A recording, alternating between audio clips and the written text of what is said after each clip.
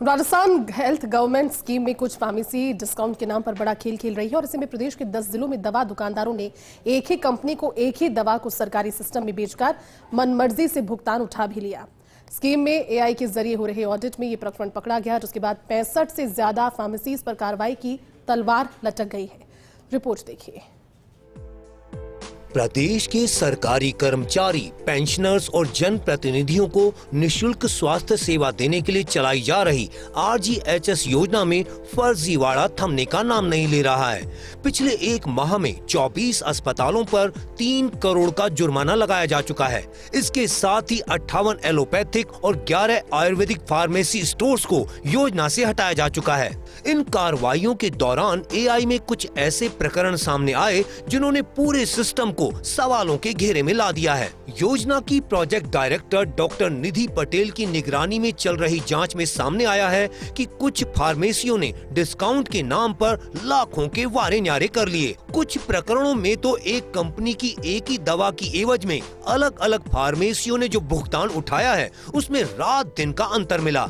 फर्जीवाड़ा करने वाले बेखौफ कई दुकानदारों ने जेनेरिक दवा को भी ब्रांडेड बताकर कम डिस्काउंट में दे दिया, तो वहीं कुछ मामलों में बगैर डिस्काउंट के MRP पर बिलिंग कर राजस्व को चपत लगाई गई। फार्मेसियों का डिस्काउंट खेल।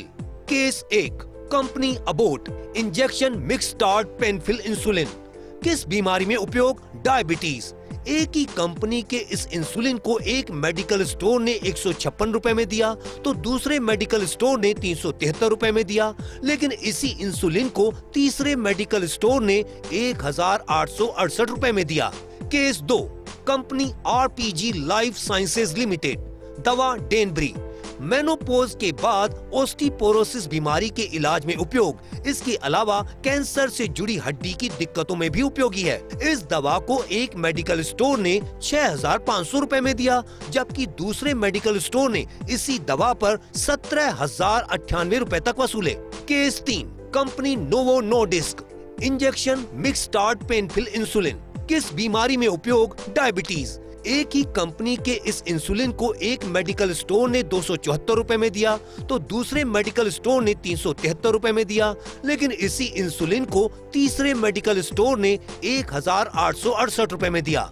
ये केस तो सिर्फ एक बानगी है। कुछ केस ऐसे भी सामने आए हैं जिसमें दुकानदार ने जेनेरिक श्रेणी की दवा को ब्रांडेड दर्शाकर मोटा मुनाफा कमाया।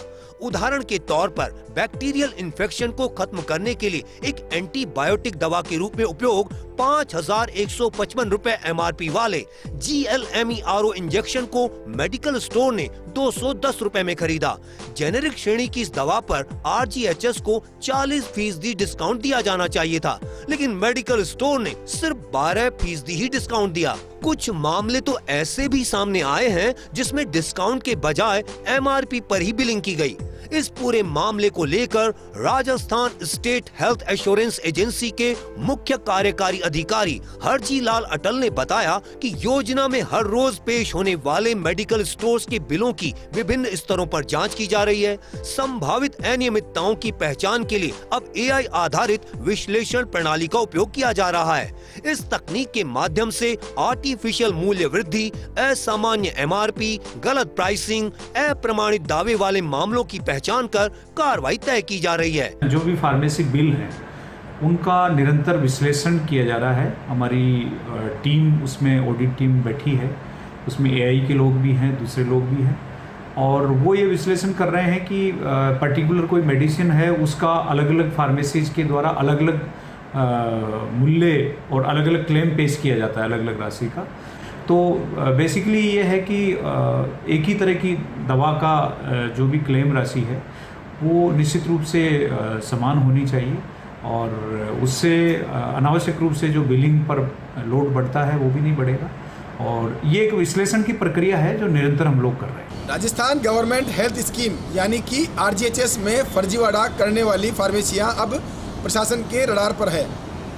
आर्टिफिशियल इंटेलिजेंस के जरिए कुछ ऐसे मामले प्रकाश में आए हैं जिसमें कि एक ही कंपनी की एक ही दवा को दवा विक्रेताओं ने अलग अलग दाम पर बिलिंग किया और साथ ही उसका भुगतान उठा लिया। करीब 65 से अधिक ऐसे प्रकरणों में दवा विक्रेताओं को नोटिस जारी किए हैं, साथ ही आगे कार्रवाई भी शुरू कर दी है। कैमरा पर्सन घनश्याम के साथ विकास शर्मा, फर्स्ट न्यूज़ जयपुर।